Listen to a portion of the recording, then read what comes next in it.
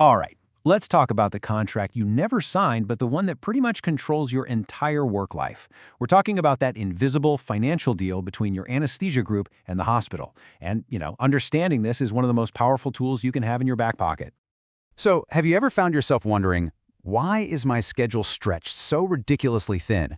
Or why management seems completely obsessed with efficiency, sometimes over everything else? Well, the answer isn't just about patient care. Nope. It's about a hidden financial structure that's pulling all the strings. And I promise you, once you see it, you will never be able to unsee it. So to really get what's going on, we're going to follow the money. First, we'll uncover that invisible contract. Then we'll look at the two main models that drive the whole thing. That's going to show us exactly why lean staffing is always the name of the game and what happens when the market goes crazy. And finally, after looking at some new pressures that are changing everything, we get to the most important part: how you can turn all this inside info into your own strategic advantage. Okay, so let's pull back the curtain on this hidden agreement. You've got your contract with your group, sure, but your group has a way more important contract with the hospital. And trust me, that's the one that's really calling the shots. And here's the bottom line. The financial model of that contract directly shapes your day-to-day reality. It's what determines your schedule, how high your pay can go, how stable your job is. It even dictates how your group is going to react when that competitor down the street starts dangling more money. So, at the heart of all this, there are two main models: cost plus and fixed fee. And the biggest single difference between them? It all comes down to one simple question.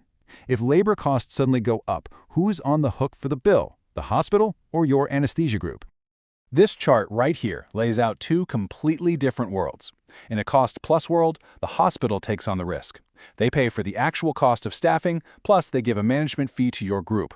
But in a fixed-fee world, well, now your anesthesia group is the one taking the gamble. They get one lump sum of cash, and their profit is whatever's left after they pay you and everybody else. So let's zoom in on the cost-plus model. Because the group's profit is a stable, predictable fee, you tend to see this in places like rural markets, where the hospital's #1 goal is just to make sure they have coverage, period. The group gets its fee, and the hospital just eats any changes in salary costs. And then you've got the fixed fee model. Now this is a whole different ballgame. It's high stakes.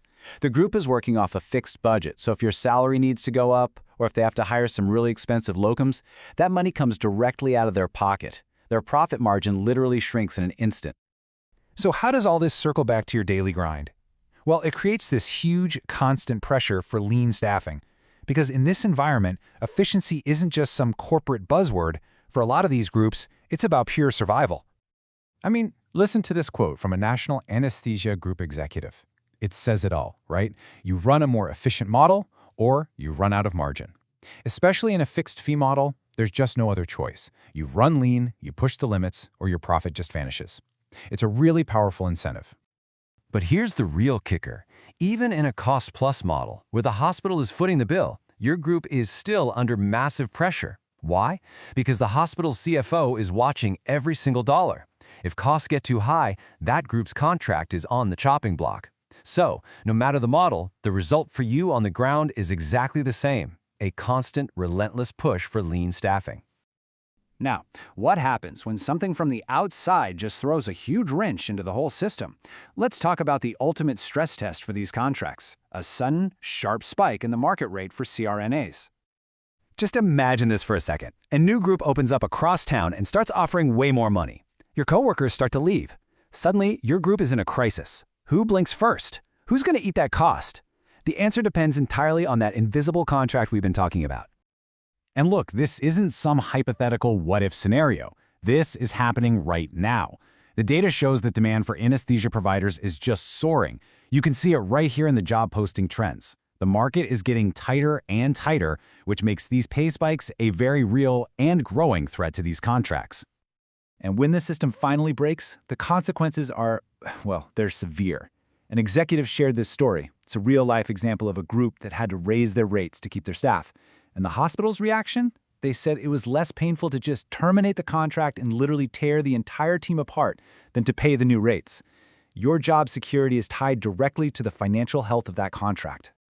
And if that wasn't enough to worry about, there are new forces making this whole situation even more intense. Think of it like a fire. Well, now we're going to talk about two things that are basically like pouring gasoline all over it: private equity and performance metrics. So when a private equity firm buys an anesthesia group, their #1 goal is to maximize returns for their investors. This just adds a whole new level of pressure.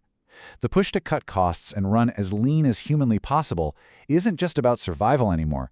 Now it's about hitting some really aggressive financial targets. A PE buyout can totally flip your world upside down, almost overnight. Partners who used to own a practice, they're now employees. Big decisions get made by executives in a boardroom somewhere who have zero medical background. And you often see these really fast, negative changes to things like call schedules, overtime, and staffing. The story usually ends with the hospital firing the PE-backed group after a couple of years, but not before a lot of damage gets done. Okay, the second pressure cooker is the rise of performance stipends. This is where hospitals are basically saying, yeah, we'll pay you, but a big chunk of that payment, sometimes up to 40%, is at risk. You only get that money if you hit very specific targets. This gives the hospital another massive lever to control costs. And we're not talking about vague, feel-good goals here. These are hard, measurable targets. Things like quality metrics, timely antibiotic administration, and operational stuff, like first case delays or how you manage CRNA overtime. Your group's income, and by extension your own financial security, can be tied directly to hitting these numbers every single quarter. Okay, we've laid out the problem. We've seen all the hidden pressures. Now, for the most important part, how do you actually use this knowledge? Because this isn't just theory. This is your strategic blueprint. This right here, this is your negotiation playbook. If you can just figure out which model your group is using, you know exactly what their biggest fear is. If they're fixed fee, their #1 fear is losing their own profit. So your leverage is your stability, the fact that you keep them from having to hire crazy expensive locums. You have to frame your value in terms of saving the group's money.